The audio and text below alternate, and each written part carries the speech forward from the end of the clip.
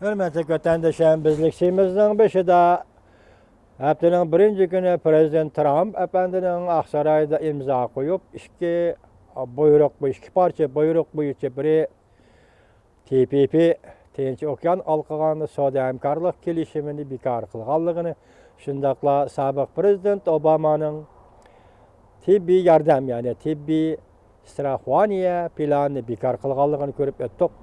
Bu iki siyaset, birisi halkara münasebetlik siyaset, yani birisi Amerika'nın devletinin iki kısmına münasebetlik siyaset.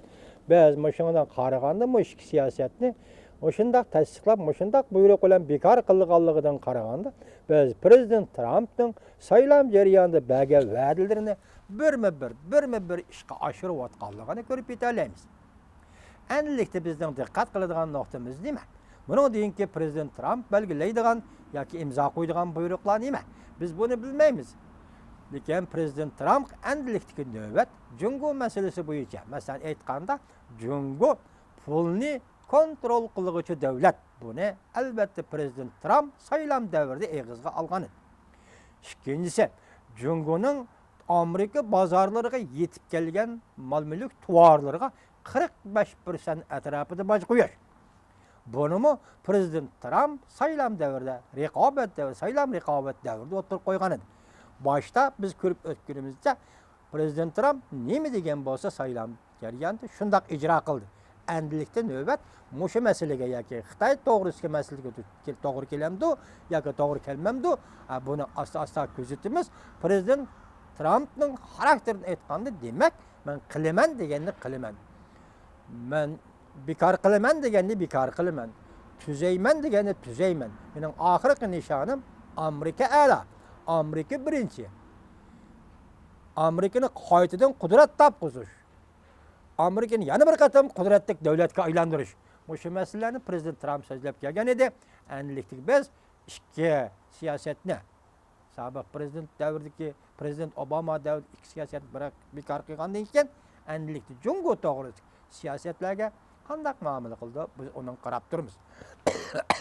Biz o'tganda vatandoshlar degan o'qigan leksiyada ko'rsatib bergan edik.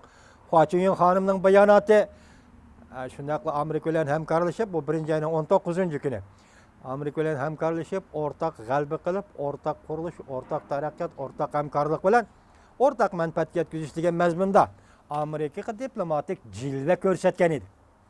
Shu diplomatik jilvadan o'xshash bir kun vaqtida Jungo Markaziy komiteti yoki davlat mahkamasi 5-nomerli qarorni e'lon qilib, joy-joylarga har bir o'lkalarga huquq berib, savdogar chaqirish, mablag' jalb qilish to'g'risida huquq berib etdi.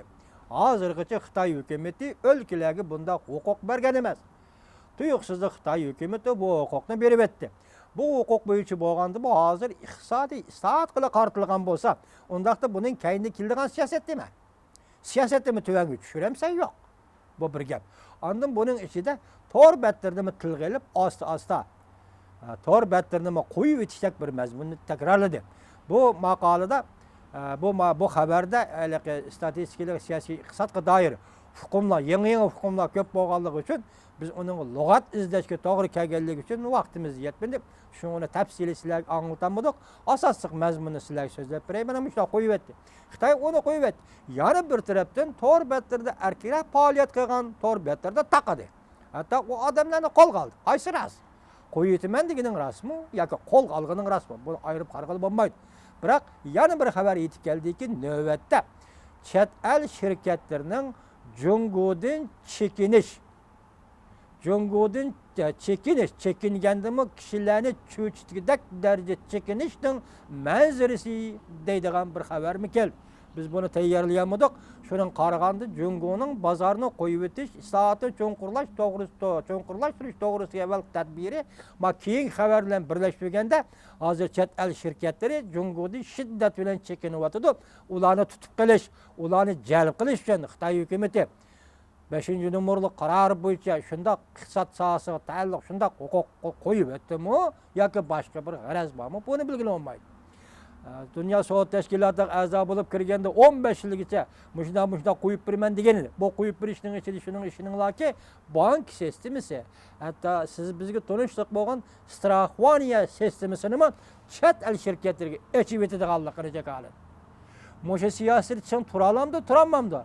İnkasıla kaltısı yazıp gitti. Muş vədən turalamsan, turamamsan dedi. Muşundak buluğa vaxt ötkende ben sizlik dedim o. Muşundak buluğan bu YouTube, Twitter, Facebook degen muşu dünyavi şirketler Cungu'ya kirelim, Cungu kirişin şartı nime? Bula eçivit işin talep kılıdı ve sen bu şirket ilgilileri sen çekleştik ki sen kiremmeydi o Cungu bazarga. Bırak sen bu kıtım 5. numaralık hüccetten koyu etken siyasetinde qaraganda bulanın hemiz kirdi o. İkincisi yani birisi söyleydiğin emez. Huaçun'un hanım çıraylık ortaklaşış ve çıraylık yardımda buluş, çıraylık hemkarlaşış. Şu arkalık Cungu Amerika münasebetini yaxşılaş doğrusunda bayanat ilan kıldı 1. ayının 9. günü. Onundan keyin Reis Xi Jinping hazır armiyalı halkını birleştirip umumizde uruş tayyorlik kılıp atdı. Qarаңыз. Bu hazır bombardımançı aeroplanı Şinjan'a ötkep berdi.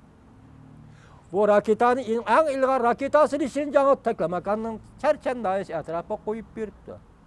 Nime? Hazır siz bu aeroplanlarını ötkep, yoşurup ahır kısapça kelip atamsız. Yaki siz Şinjan'ı uruş meydanına aylandırmakçı mı? Reis Xi Jinping efendi. Bunu mu uç kaşkarlı bir tamanda? Siz hazır uruş tayyorlik kılıp atsınız. Hemmini siz özünüz kılıp atsınız müşterki. Muş sövetde, muş növetde siz özünüz kılıp atsınız. Hemmini özünüz kılıp atsınız. Lekin başkalarını onda kıldım, onda kıldırar. Başkalar hazır Amerika bir bile uruşimen degeni yok. Yoki Amerika men bir uruş tayyorlik kılıp Cungu'yla elişimen degeni yok.